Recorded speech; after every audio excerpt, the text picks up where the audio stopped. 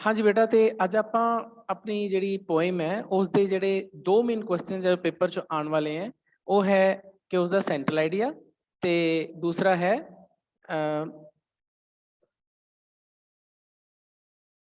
है साडा उसका एक मिनट बेटा, मैं ना देख रहा शायद मेरी प्रॉब्लम है, एक मिनट होल्ड करो जरा। ठीक है जी, ओके।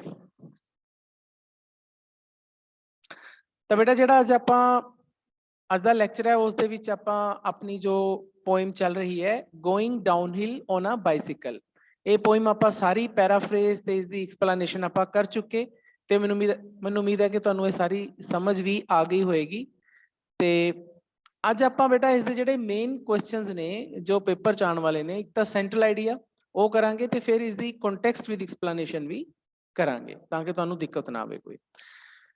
तो बेटा मैं पहला दस देना है, जेकर तुसी मेरे पिछले दो लैक्चर जो मैं इस पोएम की पैराफ्रेज ते एक्सप्लेनेशन ते बनाए ने, जो तुसी नहीं देखे तो बहुत ही माड़ी गल है, बिकॉज इन्नी वधिया पोएम है ये, तो जे तुसी वो नहीं समझी तो फिर तुहानू जिहड़े अज दे क्वेश्चन समझने औखे हो जाएंगे। तो जेकर तुसी ये मिस कर चुके तो कृपा करके तुसी अपने जिहड़े पिछले दो लैक्चर्स हैं जरूर देख लो, मैं उहदे लिंक भेजे हुए हैं, कल भी भेजा सी ते उस तो पहला भी भेजा होया, तो उन्होंने देखने तो बाद सेंट्रल आइडिया फिर अपनी कापी उत्ते उतारिए। चलो हुण तुसी क्लास हैगे हो, हुण तुसी समझ लो, क्योंकि हुण तुसी नाल नोट नहीं कर सकते, तो मैं इसका तुहानू रिकॉर्डिंग का लिंक भेज दूंगा, तो उदों तुसी प्ले एंड पॉज करके अपनी नोटबुक्स इनू उतार लेना है। तो पहला जो मेन क्वेश्चन है बेटा जो पेपर च आने वाला, तो मैं दसिया कि सेंट्रल आइडिया आता जी साडा एग्जामिनेशन पॉइंट ऑफ व्यू के नाल। तो सेंट्रल आइडिया करन जा रहे हैं, तो सब तो पहला उवी कि going downhill on a bicycle is written by H.C. Beeching. पहली लाइन बहुत ही ज्यादा इंपॉर्टेंट होंगी है, इस किसी तरह की कमी ना छड्या करो। पहली लाइन किवें है कि सब तो पहला तो असीं पोएम का नेम लिखना है कि going downhill on a bicycle. देखो हुण इस दे विच कुछ अखर वड्डे पए हुंदे हैं, कुछ अखर छोटे पए हुंदे हैं, ते आपां पोएम का नाम हमेशा किहदे च लिखना है, कोट्स दे विच, सिंगल कोट्स दे विच। मैं बार बार कहना है सिंगल कोट्स इस तरह पैंदे हैं, तो इन्हां नूं इस तरीके दे नाल लिखना है, सिंगल कोट्स। ते ये भी गल दा ध्यान रखना है कि वड्डे अखर किहड़े ने, छोटे अखर किहड़े ने। हुण इस नूं किसने लिखिया है, H.C. बीचिंग ने। H.C. बीचिंग कौन है जी, साडे पोइट है। H.C. बीचिंग का नाम भी ध्यान नाल लिखना है, इसनूं लिख के देख लियो, H तो बाद डॉट पाना है, C तो बाद डॉट पाना है, ते बीचिंग दी B भी वड्डी पानी है H ते C दे नाल, बाकी सारे अखर छोटे। अच्छा, जिहड़ा पोइट का नाम हुंदा है उस दे विच आपां कोई कोट नहीं लगांदे, कोई लाइन नहीं लगांदे, तां ध्यान रखना है। पहली लाइन तुहाडा first impression of your answer, जेकर तुहाडा पहली लाइन बहुत अच्छी लिखी हुई है जिस तरह मैं लिखी है, तो तुसीं ये मनो कि तुहाडे मार्क्स वधिया पक्के ने पेपर च। जे पहली लाइन च कोई गलती करती तो फिर इंप्रैशन माड़ा पैंदा। तो पहली लाइन नूं बार बार लिख के देख लिया करो, खास तौर पर पोइट का नाम, पोएम का नाम, पहली लाइन ही पूरी याद करके 5-7 बारी लिख के देख ली, याद हो जाती है फिर आपां। This poem brings about the value of hard work in our life. जी पोएम है ये सानू साडी जिंदगी दे विच जिहड़ा हार्डवर्क है, जो मैं हुणी तुहानू थोड़ी देर पहला हार्डवर्क की गल सारी दसी है, उसकी वैल्यू बारे सानू दसदी है। ब्रिंग्स आउट का मतलब किसी चीज़ के बारे सानू चानना पाउणा, ब्रिंग्स आउट, ठीक है। तो ये साडी जिंदगी च हार्डवर्क की कितनी कीमत है, वैल्यू कितनी है, उस दे बारे सानू ये पोएम दसदी है। The poet uses his experience to bring out this message. तब देखो पोइट ने अपना कोई पोएम दे विच मैसेज देना है कि हार्डवर्क की बहुत इंपोर्टेंस है साडी लाइफ च, तो उन्हें कविता लिखनी है। उन्होंने सीधी कविता लिखूगा, ਉਹਦਾ इंपैक्ट, ਉਹਦਾ असर घट होगा, लेकिन वो किसी इंसीडेंट के जरिए, कोई एक्सपीरियंस के जरिए लिखूगा तो ਉਹਦਾ इंपैक्ट, ਉਹਦਾ असर ज़्यादा होगा। तो उन्हें भी यही एक्सपीरियंस अपना यूज किया, उन्हें अपनी जिंदगी का एक एक्सपीरियंस, तजर्बा यूज किया, उपयोग किया, ताकि इस मैसेज के उपर चानना पाया जाए, इस मैसेज बारे दसिया जाए। किहड़ा मैसेज, कि हार्डवर्क बहुत इंपॉर्टेंट है। इस मैसेज अगे फिर वही लाइन कि hard work is very important in our life. साडी जिंदगी दे विच हार्डवर्क बहुत ज़्यादा जरूरी है, ये सारे जने मनते हैं, लेकिन इससे जो चलता है वो कोई कोई है। कहते we can only enjoy our life if we work hard. कल भी मैं तुहानू बेटा अपने लैक्चर के एंड वाले स्टैंजे नूं समझाते हुए दसिया सी कि अपनी जिंदगी दे विच असी इंजॉयमेंट, आनंद उदों ही मान सकते हैं इफ जेकर वी वर्क हार्ड, असी सख्त मेहनत करिए। सख्त मेहनत करन दे नाल ही असीं जिंदगी च इंजॉय कर सकते हैं। The fruits of success can only be tasted after doing hard work। हुण जिहड़ा सफलता दा फ्रूट है, सफलता दा फल है, द फ्रूट्स ऑफ सक्सैस, सफलता दा फल सिर्फ उदों ही टेस्ट किया जा सकता है, कैन ओनली बी टेस्टेड, उदों ही उसका स्वाद चखिया जा सकता है, कदों? After doing hard work, doing सख्त मेहनत करन तो बाद, आफ्टर का मतलब बाद, ठीक है जी। तो सिर्फ हार्डवर्क करन तो बाद ही असी अपनी सफलता का जो फल है उसनू चख सकते हैं। We can enjoy the pleasure of a downhill ride if we have toiled uphill before। उन्हें लाइन नू समझने की कोशिश करो।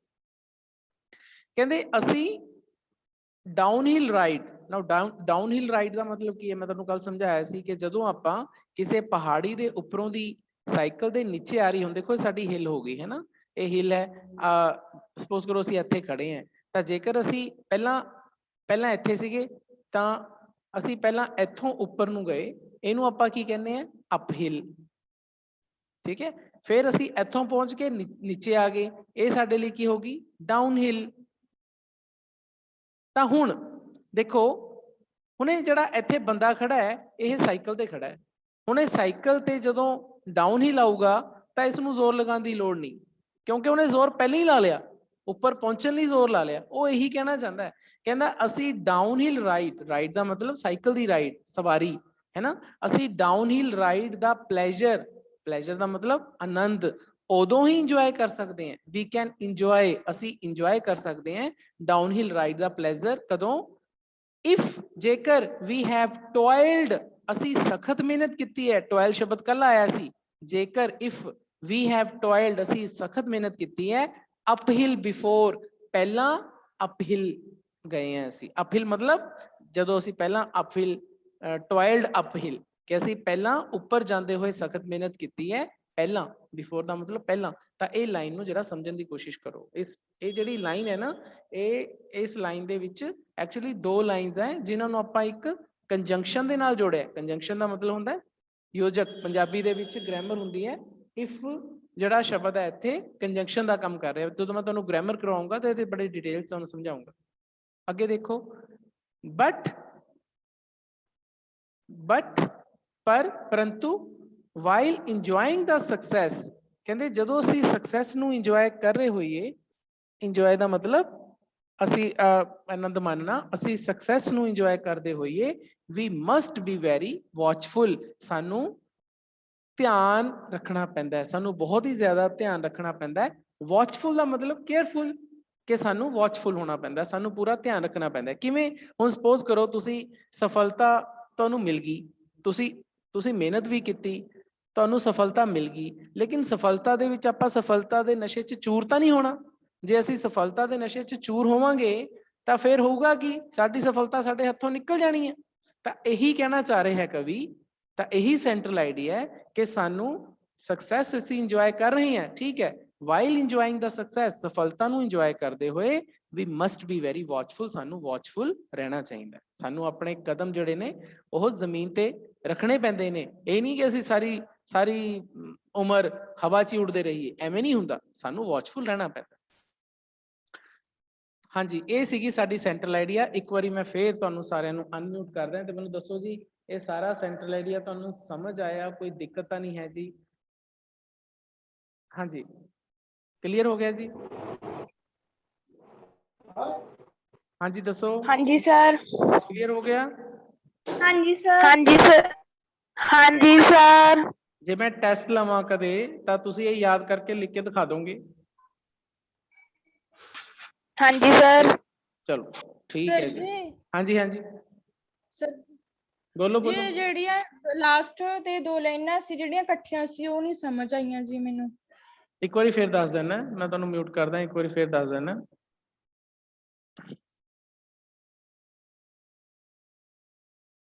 ओके जी, जिहड़ी लास्ट वाली लाइन है ਉਹਦੇ ਵਿੱਚ ਕੀ ਹੈ ਕਿ ਇਹ ਲਾਈਨਸ ਮੈਂ ਜਾਣ ਕੇ ਲਿਖੀਆਂ ਨੇ, ਹਾਲਾਂਕਿ ਮੈਂ ਤੁਸੀਂ ਮੇਰੀਆਂ ਦੇਖੀਆਂ ਹੋਣਗੀਆਂ ਹੁਣ ਤੱਕ, ਮੈਂ ਜਿੰਨੀਆਂ ਲਾਈਨਸ ਤੁਹਾਨੂੰ ਪੜਾਉਣਾ ਹੈ ਉਹ ਸਿੰਗਲ ਸੈਂਟੈਂਸ ਹੁੰਦੇ ਆ। ਸਿੰਗਲ ਸੈਂਟੈਂਸ ਯਾਦ ਕਰਨੇ ਸੌਖੇ ਹੁੰਦੇ ਆ, ਲੇਕਿਨ ਬੇਟਾ ਤੁਸੀਂ ਇਲੈਕਟਿਵ ਵਾਲੇ ਸਟੂਡੈਂਟਸ ਹੋ, ਮੈਂ ਚਾਹੁੰਦਾ ਕਿ ਕਦੇ ਕਦੇ ਤੁਹਾਨੂੰ ਮੈਂ ਵਿੱਚ थोड़े जे ਵੱਡੇ sentences भी पावां ताकि ਤੁਹਾਨੂੰ याद करन ਇਹ ना होवे कि ਤੁਸੀਂ ਉਹੀ कंपलसरी वाले स्टूडेंट्स ही रह जाओ, ਤੁਸੀਂ इलैक्टिव वाले हो तो ਤੁਹਾਨੂੰ मैं ਹੌਲੀ ਹੌਲੀ ਕੰਪਲਸਰੀ ਤੋਂ ਇਲੈਕਟਿਵ ਵੱਲ ਸ਼ਿਫਟ ਕਰਨਾ ਚਾਹੁੰਦਾ। ਇਲੈਕਟਿਵ ਵੱਲ ਸ਼ਿਫਟ ਕਿਵੇਂ ਹੋਵੋਗੇ ਤੁਸੀਂ, ਜੇਕਰ ਤੁਹਾਨੂੰ ਮੈਂ ਸੈਂਟੈਂਸਿਸ ਥੋੜੇ ਜੇ ਕੰਪਾਊਂਡ ਸੈਂਟੈਂਸ, ਕੰਪਲੈਕਸ ਸੈਂਟੈਂਸ ਇਹੋ ਜਿਹੇ ਦਊਂਗਾ। ਤਿੰਨ ਤਰ੍ਹਾਂ ਦੇ ਸੈਂਟੈਂਸ ਹੁੰਦੇ ਆ, ਤੁਹਾਨੂੰ ਸ਼ਾਇਦ ਪੰਜਾਬੀ ਚ 10ਵੀਂ 9ਵੀਂ ਚ ਤੁਹਾਡੇ ਪੰਜਾਬੀ ਦੇ ਟੀਚਰਸ ਨੇ, ਹਿੰਦੀ ਦੇ ਟੀਚਰਸ ਨੇ ਕਰਾਏ ਹੋਣ। ਸਧਾਰਨ ਵਾਕ, ਸੰਯੁਕਤ ਵਾਕ, ਹੈ ਨਾ, ਏਦਾਂ ਦੇ ਵਾਕ ਹੁੰਦੇ ਆ। ਤਾਂ ਉਦਾਂ ਦੇ ਸੈਂਟੈਂਸ ਮੈਂ ਜਿਹੜੇ ਸਿੰਪਲ ਸੈਂਟੈਂਸ ਉਹ ਤਾਂ ਸਿੰਪਲ ਹੁੰਦੇ ਨੇ, ਉਹ ਤਾਂ ਕੋਈ ਵੀ ਯਾਦ ਕਰ ਲਓ। ਲੇਕਿਨ ਮੈਂ ਇੱਥੇ ਜਿਹੜੇ ਤੁਹਾਨੂੰ ਸੈਂਟੈਂਸਿਸ ਐਂਡ ਚ ਪਾਏ ਨੇ ਥੋੜੇ ਜਿਹੇ ਇਹ ਸਿੰਪਲ ਨਹੀਂ ਹੈਗੇ, ਥੋੜੇ ਜਿਹੇ ਕੰਪਲੈਕਸ ਨੇ, ਕੰਪਾਊਂਡ ਨੇ। ਤਾਂ ਮੈਂ ਦੁਬਾਰਾ ਦੱਸ ਦਿੰਦਾ। ਕਹਿੰਦੇ ਵੀ ਕੈਨ ਇੰਜੋਏ, ਇਹਨੂੰ ਨਾ ਤੁਸੀਂ ਸੈਂਟੈਂਸ ਨੂੰ ਥੋੜਾ ਜਿਹਾ ਤੋੜ ਕੇ ਸਮਝੋ। ਕਹਿੰਦੇ ਵੀ ਕੈਨ ਇੰਜੋਏ, ਅਸੀਂ ਇੰਜੋਏ ਕਰ ਸਕਦੇ ਹਾਂ। ਕੀ ਕਰ ਸਕਦੇ ਹਾਂ? The pleasure of a downhill ride. Downhill ride ਦਾ ਪਲੇਜ਼ਰ, ਆਨੰਦ, ਉਹਨੂੰ ਇੰਜੋਏ ਕਰ ਸਕਦੇ ਹਾਂ। ਡਾਊਨਹਿਲ ਰਾਈਡ ਦਾ ਮਤਲਬ ਤੁਹਾਨੂੰ ਪਤਾ ਹੈ, ਜਦੋਂ ਆਪਾਂ ਨੀਚੇ ਆਉਂਦੇ ਹਾਂ ਸਾਈਕਲ ਤੇ, ਡਾਊਨਹਿਲ ਰਾਈਡ ਕਹਿੰਦੇ ਆ। ਕਦੋਂ? ਜੇਕਰ ਇਫ ਵੀ ਹੈਵ ਟੋਇਲਡ ਅਪਹਿਲ, ਜੇਕਰ ਅਸੀਂ ਅਪਹਿਲ ਲਈ ਹਾਰਡ ਵਰਕ ਕਰਿਆ। ਅਪਹਿਲ ਦਾ ਮਤਲਬ ਪਹਾੜੀ ਦੇ ਉੱਪਰ ਚੜਨ ਲਈ, ਹੈਵ ਟੋਇਲਡ ਹਾਰਡ ਵਰਕ ਕਰਿਆ ਬਿਫੋਰ, ਪਹਿਲਾਂ, ਇਹਦਾ ਮਤਲਬ ਇਹ ਹੈ। ਤਾਂ ਇਸ ਤਰੀਕੇ ਦੇ ਨਾਲ ਤੁਸੀਂ ਇਸ ਤਰੀਕੇ ਦੇ ਨਾਲ ਤੁਸੀਂ ਇਹ ਕਰ ਸਕਦੇ ਹੋ, ਸਮਝ ਕੇ ਕਰ ਸਕਦੇ ਹੋ। ਹੁਣ ਇਹਨੂੰ ਯਾਦ ਕਰਕੇ ਲਿਖ ਜ਼ਰੂਰ ਲਈਓ ਇਹੋ ਜਿਹੇ ਸੈਂਟੈਂਸਿਸ ਨੂੰ, ਬਿਕੋਜ਼ ਮੈਂ ਆਉਣ ਵਾਲੇ ਲੈਕਚਰਸ ਦੇ ਵਿੱਚ ਜਿਹੜੇ ਤੁਹਾਨੂੰ ਮੈਂ ਕੁਐਸਚਨ ਆਂਸਰ ਦਊਂਗਾ ਉਹਦੇ ਵਿੱਚ ਵੀ ਮੈਂ ਇਸ ਤਰ੍ਹਾਂ ਦੇ ਸੈਂਟੈਂਸਿਸ ਪਾਊਂਗਾ। ਠੀਕ ਹੈ ਜੀ। ਅਗਲਾ ਸੈਂਟੈਂਸ ਵੀ ਇਹੀ ਹੈ ਕਿ but while enjoying the success, ਕਿ ਜਦੋਂ ਅਸੀਂ ਸਕਸੈਸ ਨੂੰ ਇੰਜੋਏ ਕਰਨਾ ਹੈ, ਆਪਣੀ ਸਫਲਤਾ ਨੂੰ ਇੰਜੋਏ ਕਰਨਾ ਹੈ, ਤਾਂ ਸਾਨੂੰ ਵਾਚਫੁਲ ਵੀ ਹੋਣਾ ਚਾਹੀਦਾ ਹੈ। ਵੀ ਮਸਟ ਬੀ ਵੈਰੀ ਵਾਚਫੁਲ, ਬੀ ਹੋਣਾ ਚਾਹੀਦਾ ਹੈ ਵੈਰੀ ਵਾਚਫੁਲ। ਉਮੀਦ ਹੈ ਜੀ ਕਿ ਤੁਹਾਨੂੰ ਸਮਝ ਆ ਗਿਆ ਹੋਣਾ। ਹੁਣ ਆਪਾਂ ਅੱਗੇ ਚੱਲਦੇ ਹਾਂ ਜੀ। ਉਹ ਹੈ ਕਿ ਰੈਫਰੈਂਸ ਟੂ ਦਾ ਕੰਟੈਕਸਟ ਆਪਾਂ ਨੇ ਐਕਸਪਲੇਨ ਕਰਨਾ ਹੈ ਫੋਲੋਇੰਗ ਸਟੈਂਜ਼ਾ। ਸਟੈਂਜ਼ਾ ਪੋਇਮ ਦੇ ਪੈਰੇ ਨੂੰ ਕਿਹਾ ਜਾਂਦਾ ਹੈ। ਤਾਂ ਆਪਣੇ ਕੋਲੇ ਕੋਈ ਪੋਇਮ ਦਾ ਪੈਰਾ ਹੈ, ਅਸੀਂ ਉਸ ਦਾ ਐਕਸਪਲੇਨੇਸ਼ਨ ਕਰਨੀ ਹੈ। ਆਪਾਂ ਨੇ reference to the context, context ਦਾ ਮਤਲਬ ਮੈਂ ਤੁਹਾਨੂੰ ਦੱਸਿਆ ਸੀ ਪ੍ਰਸੰਗ ਸਹਿਤ ਵਿਆਖਿਆ, ਹੈ ਨਾ, ਪ੍ਰਸੰਗ ਨੂੰ ਕਿਹਾ ਜਾਂਦਾ ਹੈ। ਪੰਜਾਬੀ ਚ ਤੁਸੀਂ ਬਹੁਤ ਕੁਝ ਕੀਤਾ ਹੈ 10ਵੀਂ ਤੱਕ, 9ਵੀਂ 10ਵੀਂ ਚ ਪੰਜਾਬੀ ਚ ਕੀਤਾ ਹੋਣਾ, ਸ਼ਾਇਦ ਹਿੰਦੀ ਚ ਵੀ ਕੀਤਾ ਹੋਣਾ, ਲੇਕਿਨ ਇੰਗਲਿਸ਼ ਤੁਸੀਂ ਪਹਿਲੀ ਵਾਰੀ ਕਰ ਰਹੇ ਹੋ। ਤਾਂ ਤੁਹਾਨੂੰ ਮੈਡਮ ਮੈਂ ਦੱਸਿਆ ਸੀ ਕੱਲ ਜਦੋਂ ਆਪਣੀ ਪੋਇਮ ਕਰਵਾਈ ਸੀ ਕਿ ਜਿਹੜੀ ਸਾਡੀ ਲਾਸਟ ਸਟੈਂਜ਼ਾ ਹੈ ਪੋਇਮ ਦਾ ਉਹ ਬਹੁਤ ਇੰਪੋਰਟੈਂਟ ਹੈ। ਤਾਂ ਮੈਂ ਉਹਨੂੰ ਹੀ ਹਿੰਟ ਬਣਾਇਆ, ਹਾਲਾਂਕਿ ਮੈਂ ਪੂਰੀ ਜਿਹੜੀ ਐਕਸਪਲੇਨੇਸ਼ਨ ਹੈ ਪੂਰੀ ਪੋਇਮ ਦੀ ਕੀਤੀ ਹੋਈ ਹੈ ਐਕਸਪਲੇਨੇਸ਼ਨ ਚ। ਤਾਂ ਤੁਸੀਂ ਅਕੋਰਡਿੰਗ ਟੂ ਸਟੈਂਜ਼ਾ ਜਿਹੜੇ ਲਾਈਨਸ ਆਣਗੀਆਂ ਤੁਸੀਂ ਉੱਥੋਂ ਲੈ ਸਕਦੇ ਹੋ, ਲੇਕਿਨ ਐਕਸਪਲੇਨੇਸ਼ਨ ਮੈਂ ਪੂਰੀ ਪੋਇਮ ਦੀ ਕੀਤੀ ਹੈ। ਤਾਂ ਜਦੋਂ ਵੀ ਤੁਸੀਂ ਇਹਨੂੰ ਸੋਲਵ ਕਰਨਾ ਹੈ ਤਾਂ ਤੁਸੀਂ ਤਿੰਨ ਚੀਜ਼ਾਂ ਪਾਣੀਆਂ। ਸਭ ਤੋਂ ਪਹਿਲਾਂ ਹਿੰਟ ਪਾਣਾ ਹੈ, ਹਿੰਟ ਦੇ ਨੀਚੇ ਲਾਈਨ ਲਿਖਣੀ ਹੈ, ਹਿੰਟ ਪਾ ਕੇ ਸਟੈਂਜ਼ੇ ਦੇ ਪਹਿਲੇ ਦੋ ਅੱਖਰ ਪਾ ਦੇਣੇ ਆ ਜਿਵੇਂ ਪਾਏ, ਉਸ ਤੋਂ ਬਾਅਦ ਡੈਸ਼ ਡੈਸ਼ ਲਾ ਕੇ ਲਾਸਟ ਵਾਲੇ ਦੋ ਅੱਖਰ ਪਾ ਦੇਣੇ ਆ ਤੇ ਤੁਸੀਂ ਉਸ ਨੂੰ ਕੋਟ ਚ ਪਾ ਦੇਣਾ ਜਿਵੇਂ ਮੈਂ ਪਾਇਆ। ਤਾਂ ਇਸ ਤਰੀਕੇ ਨਾਲ ਹਿੰਟ ਬਣ ਜਾਂਦਾ ਹੈ। ਹਿੰਟ ਦਾ ਮਤਲਬ ਕੀ ਹੁੰਦਾ ਹੈ? ਸੰਕੇਤ। ਉਸ ਤੋਂ ਬਾਅਦ ਸਭ ਤੋਂ ਪਹਿਲਾਂ ਤੁਸੀਂ ਕੀ ਪਾਓਗੇ? ਪ੍ਰਸੰਗ, ਜਿਹਨੂੰ ਇੰਗਲਿਸ਼ ਆਪਾਂ ਕੀ ਕਹਿੰਦੇ ਆ? ਕੰਟੈਕਸਟ। ਨੀਚੇ ਲਾਈਨ ਲਗਾਓ, these lines have been taken from the poem going downhill on a bicycle written by H.C. Beeching। ਇਹ ਲਾਈਨ ਤੁਸੀਂ ਯਾਦ ਕਰਨੀ ਹੈ ਕਿ ਇਹ ਲਾਈਨ ਆ ਕਵਿਤਾ, ਕਿਹੜੀ ਕਵਿਤਾ? ਗੋਇੰਗ ਡਾਊਨਹਿਲ ਔਨ ਅ ਬਾਈਸਿਕਲ ਤੋਂ ਲਈਆਂ ਗਈਆਂ ਨੇ। ਉਹ ਪੋਇਮ ਕਿਹਦੇ ਦੁਆਰਾ ਲਿਖੀ ਗਈ ਹੈ? Written ਬਾय H.C. Beeching। ਥੋੜਾ ਜਿਹਾ ਫਰਕ ਹੈ, ਜਿਹੜੀ ਆਪਾਂ ਸੈਂਟਰਲ ਆਈਡੀਆ ਦਾ ਪਹਿਲੀ ਲਾਈਨ ਕੀਤੀ ਹੈ ਉਹਦੇ ਨਾਲੋਂ ਥੋੜਾ ਜਿਹਾ ਫਰਕ ਹੈ। ਆਪਾਂ ਇਹੀ ਕਰਦੇ ਨਾ ਕਿ ਇਹ ਪੰਕਤੀਆਂ ਇਹ ਵਾਲੀ ਪੋਇਮ ਤੋਂ ਇਸ ਦੁਆਰਾ ਲਿਖੇ ਹੋਏ ਕਵੀ ਤੋਂ ਲਈਆਂ ਗਈਆਂ ਹਨ, ਐਂ ਪੰਜਾਬੀ ਚ ਲਿਖਦੇ ਆ, ਆਪਾਂ ਉਹਨੂੰ ਇੰਗਲਿਸ਼ ਲਿਖਤਾ। ਅੱਗੇ ਦੇਖੋ ਜੀ, the poem is written in rhymed verse। ਤਾਂ ਮੈਂ ਤੁਹਾਨੂੰ ਕੱਲ ਸਾਰਾ ਐਕਸਪਲੇਨ ਕੀਤਾ ਸੀ ਕਿ ਜਿਹੜੀ ਪੋਇਮ ਹੈ ਇਹ ਰਾਈਮਡ ਵਰਸ ਦੇ ਵਿੱਚ ਲਿਖੀ ਹੋਈ ਹੈ ਨਾ। what is the meaning of rhymed verse? ਸੁਰਾਂ, ਸੁਰ ਦੇ ਵਿੱਚ ਲਿਖੀ ਹੋਈ ਹੈ। ਵਰਸ ਦਾ ਮਤਲਬ ਲਾਈਨ ਆ। ਇਹ ਜਿਹੜੀਆਂ ਲਾਈਨਾਂ ਨੇ ਸੁਰ ਦੇ ਵਿੱਚ ਲਿਖੀਆਂ ਹੋਈਆਂ ਨੇ। ਕਹਿਣ ਦਾ ਮਤਲਬ ਇਹਨਾਂ ਦੀ ਕੋਈ ਸਕੀਮ ਬਣਦੀ ਹੈ, ਸਾਊਂਡ ਸਕੀਮ ਬਣਦੀ ਹੈ ਜਿਸ ਨੂੰ ਅਸੀਂ ਗਾ ਸਕਦੇ ਹਾਂ, ਉਹਨੂੰ ਆਪਾਂ ਰਾਈਮਡ ਵਰਸ ਕਹਿੰਦੇ ਹਾਂ। The rhyme scheme of the stanza is AABB। ਬਹੁਤ ਇੰਪੋਰਟੈਂਟ ਹੈ, ਡਬਲ ਕੋਟਸ ਚ ਪਾਣਾ ਇਹਨੂੰ ਕਿ ਜਿਹੜੀ ਇਹਦਾ ਸਟੈਂਜ਼ੇ ਦੀ ਰਾਈਮ ਸਕੀਮ ਹੈ, ਹਾਲਾਂਕਿ ਪੂਰੀ ਪੋਇਮ ਦੀ ਵੀ ਰਾਈਮ ਸਕੀਮ ਇਹੀ ਹੈ, AABB। ਆਪਾਂ ਕੱਲ ਪੜ੍ਹੀ ਹੈ, ਇਹ ਮੈਂ ਤੁਹਾਨੂੰ ਸਮਝਾਈ ਵੀ ਹੈ ਪਿਛਲੇ ਲੈਕਚਰ ਕਿ AABB ਦਾ ਮਤਲਬ ਕੀ ਹੈ।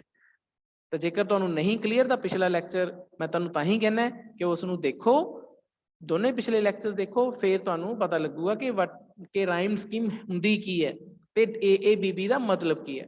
ਆਹ ਲਾਈਨ ਮੈਂ ਉੱਥੋਂ ਹੀ ਚੱਕੀ ਹੈ ਕਿ this poem brings out the value of hard work in our life।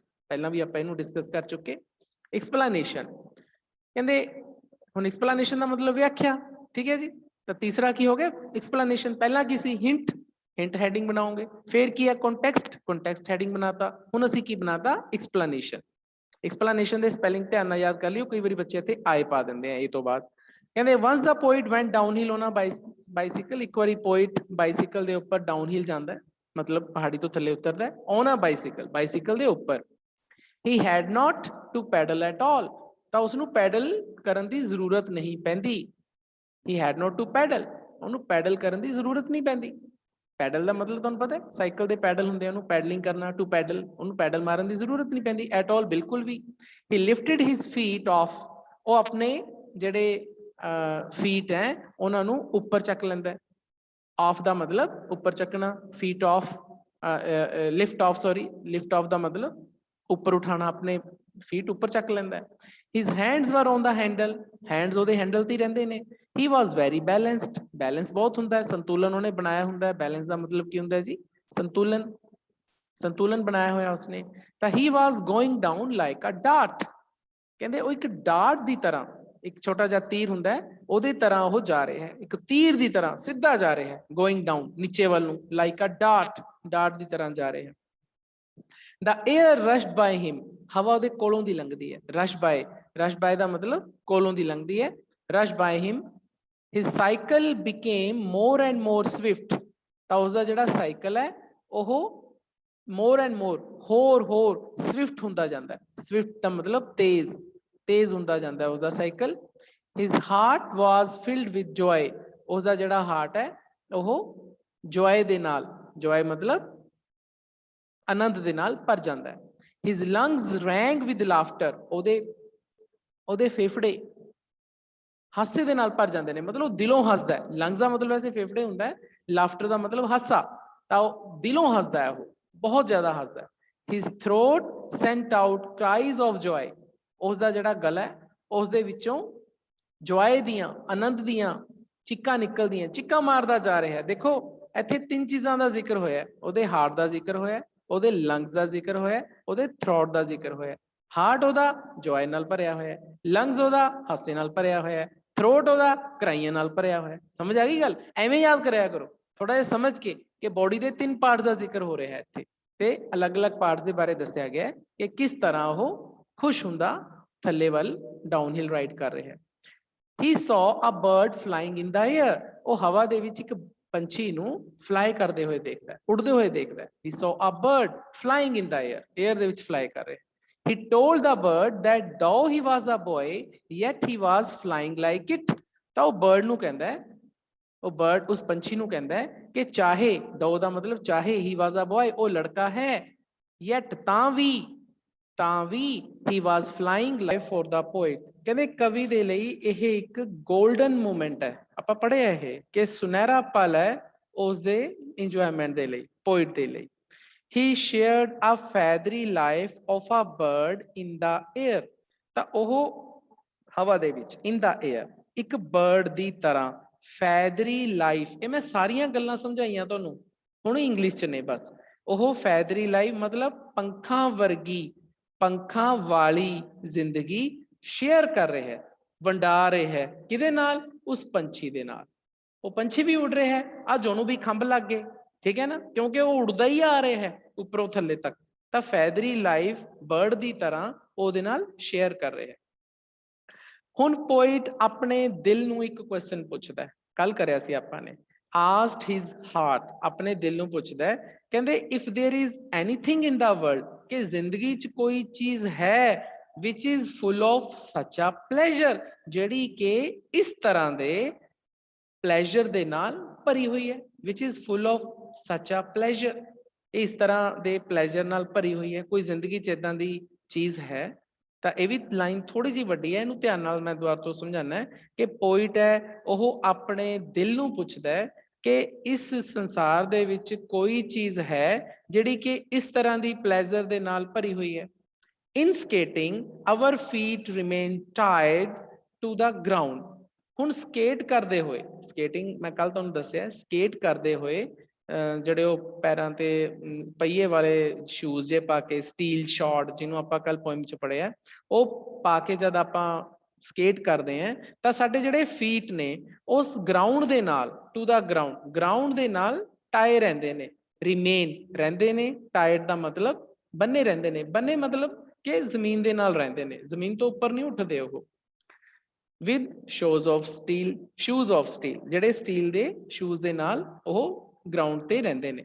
But he can lift his feet of into the air, ਪਰ ਉਹ ਆਪਣੇ ਪੈਰ 에ਅਰ ਦੇ ਵਿੱਚ ਲਿਫਟ ਕਰ ਸਕਦਾ ਹੈ। ਲਿਫਟ ਆਫ ਦਾ ਮਤਲਬ ਉੱਪਰ ਚੱਕ ਸਕਦਾ ਹੈ ਪੈਰਾਂ ਨੂੰ।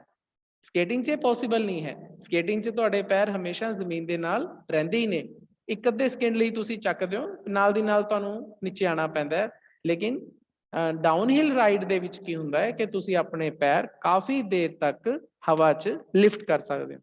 Thus he can enjoy the real joy of flying, ਇਸ ਤਰ੍ਹਾਂ ਉਹ ਜਿਹੜੀ ਫਲਾਈਂਗ ਦਾ, ਉਡਾਨ ਦਾ, ਉਡਣ ਦਾ ਅਸਲ ਜਿਹੜੀ ਜੋਏ ਹੈ ਉਸ ਨੂੰ ਇੰਜੋਏ ਕਰ ਸਕਦੇ ਹੋ। Now the speed of the cycle became slow, ਹੁਣ ਜਿਹੜਾ ਸਾਈਕਲ ਦੀ ਸਪੀਡ ਹੈ ਉਹ ਸਲੋ ਹੋ ਜਾਂਦੀ, ਬਿਕੇਮ ਸਲੋ, ਸਲੋ ਹੋ ਜਾਂਦੀ ਹੈ when the poet reached near the valley, ਜਦੋਂ ਪੋਇਟ ਵੈਲੀ ਦੇ ਨੇੜੇ ਪਹੁੰਚਦਾ ਹੈ।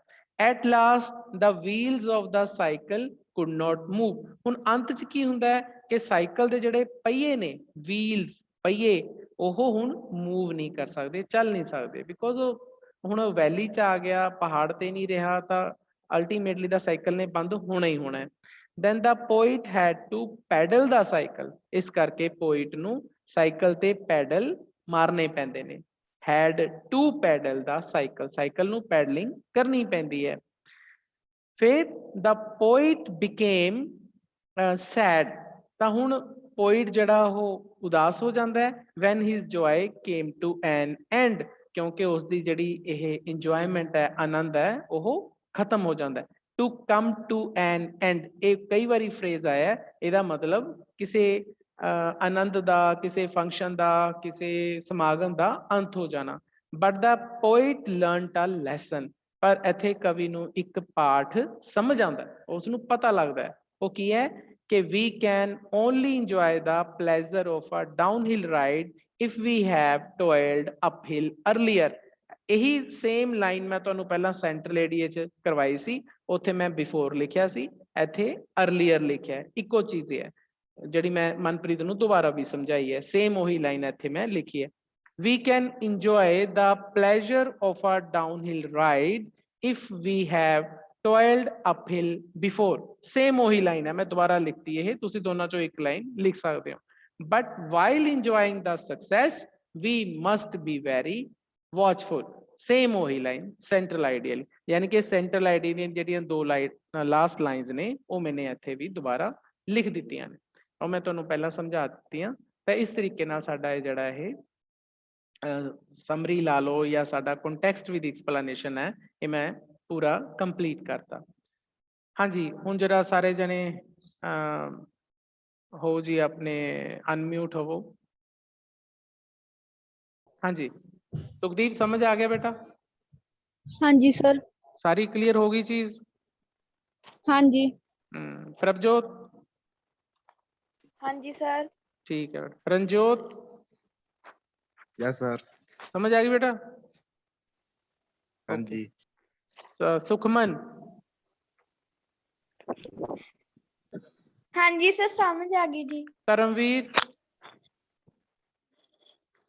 तरमवीर समझ आ गए? हाँ। ओके बेटा। खुशप्रीत? हाँ जी सर। मनप्रीत? हाँ जी सर। ओके। सुख बाकी तो हो गए मुझे लगता सर। सिमरजीत बेटा समझ आ गई? ओके हाँ जी बेटा, सर। ठीक है जी। ओके, ਤੇ ਹੁਣ ਆਪਾਂ ਇਸ ਨੂੰ ਕਲੋਜ਼ ਕਰਦੇ ਹਾਂ ਬੇਟਾ। ਤਾਂ ਹੋ ਸਕਦਾ ਹੈ ਕਿ ਕਈ ਲਾਈਨਸ ਤੁਹਾਡੇ ਨਾ ਪੱਲੇ ਪਈਆਂ ਹੋਣ, ਮਤਲਬ ਕਈ ਵਾਰ ਵਿੱਚੋਂ ਦੀ ਥੋੜੀ ਜੀ ਮੈਨੂੰ ਸਮਝਾਉਣਾ ਵੀ ਪੈ ਗਿਆ ਤੁਹਾਨੂੰ, ਤਾਂ ਇਸ ਦਾ ਮੈਂ ਤੁਹਾਨੂੰ ਲਿੰਕ ਭੇਜ ਦੂੰਗਾ, ਠੀਕ ਹੈ? ਤੇ ਤੁਸੀਂ ਦੁਬਾਰਾ ਇਸ ਨੂੰ ਸਮਝ ਕੇ ਤੇ ਤੁਸੀਂ ਇਸ ਨੂੰ ਆਪਣੀਆਂ ਕਾਪੀਜ਼ ਤੇ ਨੋਟ ਕਰ ਲੈਣਾ। ਓਕੇ ਜੀ।